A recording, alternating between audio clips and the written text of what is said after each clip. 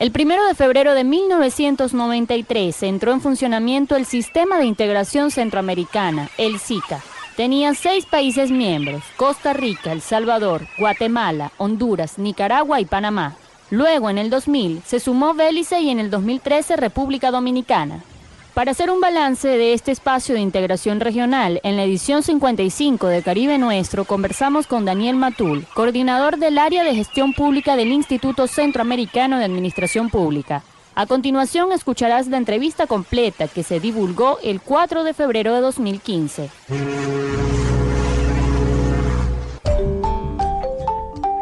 En la cubierta. Este 1 de febrero se cumplió un nuevo aniversario del Sistema de Integración Centroamericana. El 1 de febrero de 1993 entró en funcionamiento el SICA con 6 países: Costa Rica, El Salvador, Guatemala, Honduras, Nicaragua y Panamá. Luego, en el año 2000 se sumó Belice y en el 2013 República Dominicana. Para hacer un balance de este espacio de integración regional, ¿a quién montamos a esta hora, Vanessa? A Daniel Matul, coordinador del área de gestión pública del Instituto Centroamericano de Administración Pública. Daniel, gracias por estos minutos para la Radio del Sur. Comencemos. En el año 2010 hubo un relanzamiento del SICA en una cumbre presidencial en El Salvador, Daniel. ¿Cómo avanza el proceso de integración del Istmo? Pues mire, yo creo que el proceso de integración ha tenido desde el momento de su relanzamiento en 1990, después de la firma de los acuerdos de paz, ha tenido 3 periodos importantes. Uno, un periodo de normalización, digamos, institucional, de construcción de todo el entramado regional, que más o menos fue de 1990 hasta 1997, en el cual la región constituyó su entramado jurídico y su entramado institucional. La segunda fase va más o menos del 98 al 2003, que es una fase de reacomodo de las prioridades de la región por básicamente la presencia del huracán Mitch. El huracán Mitch devastó la región y eso reordenó las prioridades del sistema de integración y de todos los países para la reconstrucción.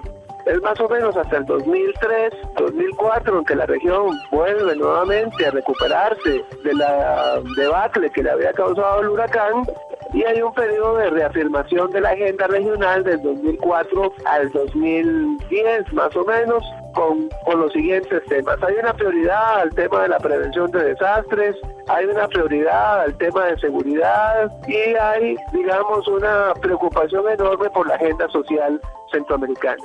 Eso en términos de líneas muy generales. Daniel, a tu juicio, ¿cuáles serían los logros principales del SICA en estas 2 décadas? Pues bueno, yo creo que hay varios logros que uno puede hacer. En el plano económico creo que hay una normalización del comercio interregional, se superaron las diferencias que había en los países básicamente por las guerras civiles que habían. 2, los constantes, digamos, desconfianzas que existieron entre algunos países, básicamente El Salvador y Honduras, por la guerra, la famosa guerra del fútbol. El sistema logró limar esas asperezas y la región normalizó toda su agenda, digamos, de trabajo conjunto para facilitar el comercio interregional. Ese es un primer logro.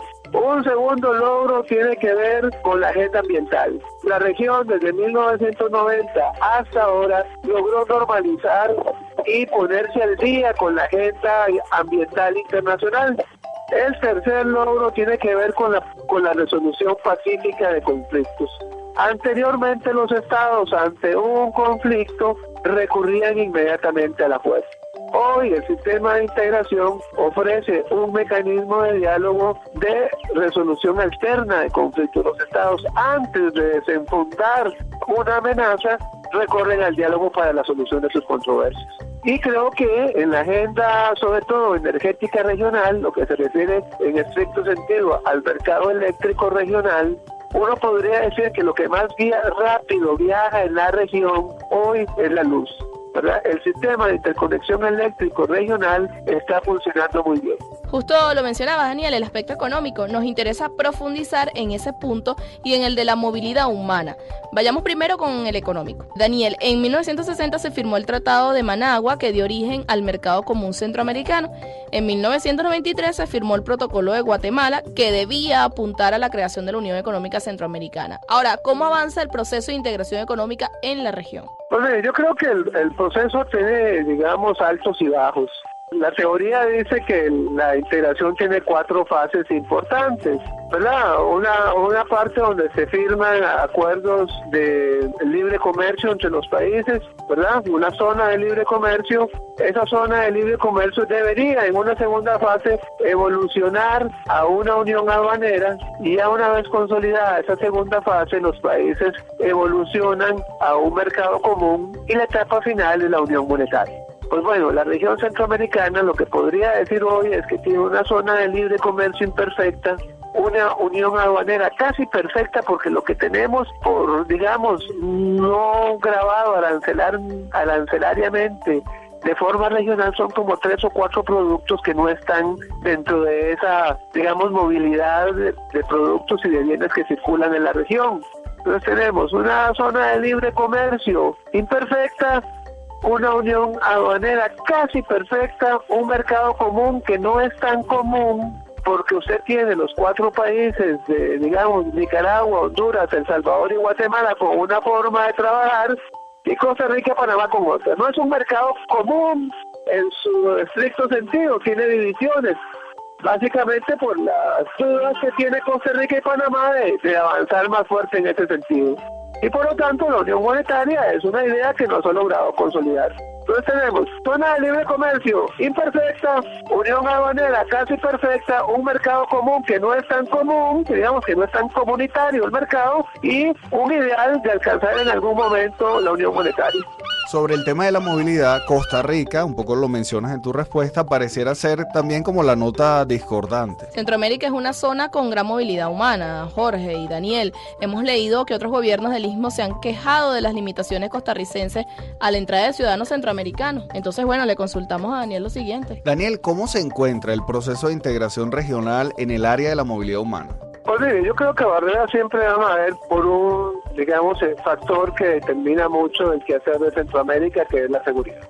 Pues ahí, aunque hablamos de una época donde las fronteras se iban a derribar, la seguridad juega un rol importante, principalmente para evitar que, por ejemplo, el crimen organizado, las llamadas maras o pandillas juveniles no crucen las fronteras muy rápido. Entonces hay una serie de controles que se han puesto. La movilidad humana, como se experimenta en Europa, todavía no es una realidad en la región. Aunque la gente, digamos, de Guatemala, El Salvador, Honduras, de Nicaragua, pueden cruzar la frontera con la cédula. Pero eso no nos exime del trámite que hay que hacer. Igualmente, un vehículo tiene que cumplir con una serie de trámites que, por ejemplo, en Europa no existen. Un carro cruza una frontera en Europa sin ningún trámite, sin ningún control. Acá todavía tenemos controles, ¿verdad? Los viajes de aviones, por ejemplo, entre El Salvador, Guatemala y el resto de los países, no son considerados viajes nacionales o viajes internos, siguen siendo considerados vuelos internacionales. Entonces, aunque hay una libre movilidad que se ha concretado en algo que se llama el CA4, ¿verdad? Que es el CA4 de Guatemala, Honduras, El Salvador y Nicaragua, pues la libre movilidad no es tan efectiva como uno la puede experimentar en Europa, por ejemplo. Estamos conversando con Daniel Matul, coordinador del área de gestión pública del Instituto Centroamericano de Administración Pública. Con él hacemos un balance de las 2 décadas de funcionamiento del sistema de integración centroamericano. Daniel, en la región hay experiencias de integración como el CARICOM y la Asociación de Estados del Caribe. ¿Cómo se articulan estos espacios con el SICA? Bueno, la articulación con otros espacios regionales creo que tiene diferentes modalidades. Por ejemplo, la agenda del sistema de integración para los próximos 5 años tiene un tema prioritario que es la coordinación de políticas con el CARICOM. Es una prioridad porque históricamente Centroamérica y el Caribe se han estado dando la espalda. Son pocos los vínculos que hay con los países del Caribe. El punto focal de enlace entre Centroamérica y la CARICOM es Belice. Belice juega ese papel de eje, digamos, de contacto entre el mundo caribeño a través de la CARICOM y Centroamérica. esos espacios se han querido consolidar, ¿verdad? Pero además existen otros espacios de coordinación, como el que uno puede experimentar, por ejemplo, en la CELAC, ¿verdad? O otros espacios que uno puede ver en el marco de Naciones Unidas o en el marco de la OEA, donde los países intentan coordinar algunas políticas. Pero el mecanismo de diálogo directo y fluido es muy débil todavía. Es cierto, Daniel. Para los que escuchan, les contamos que Belice se encuentra en suelo continental centroamericano, pero tiene nexos culturales y lingüísticos con el Caribe angloparlante. Belice además forma parte del SICA y del CARICOM, y de ahí su función de bisagra entre estos dos espacios de integración. Daniel, ya para terminar, a tu juicio, ¿qué falta por hacer en el SICA? Bueno, ¿qué falta por hacer en el SICA? Yo creo que lo que hace falta es, uno, que la población en general sienta que hay un beneficio directo del sistema de integración a los países. Por ejemplo, en Europa, España colabora con la Unión Europea, paga sus cuotas, pero recibe 2 o 3 veces de la inversión que hace la Unión Europea, ¿verdad? Ese beneficio todavía los países no lo logran completar aquí a Centroamérica. Digamos, eso como primer punto. En segundo lugar, creo que hace falta que los centroamericanos nos sintamos centroamericanos. Todavía la gente se siente guatemalteca, se siente hondureña, se siente nicaragüense, panameños, pero como centroamericanos nos cuesta mucho vernos, ¿verdad?, como una sola región. Y creo que ahí institucionalmente haría falta fortalecer algunas áreas, que la principal queja creo que hay es en materia social, pues para, digamos, tener un impacto en la población centroamericana que más dificultades tiene, que es la población que está en condiciones de pobreza.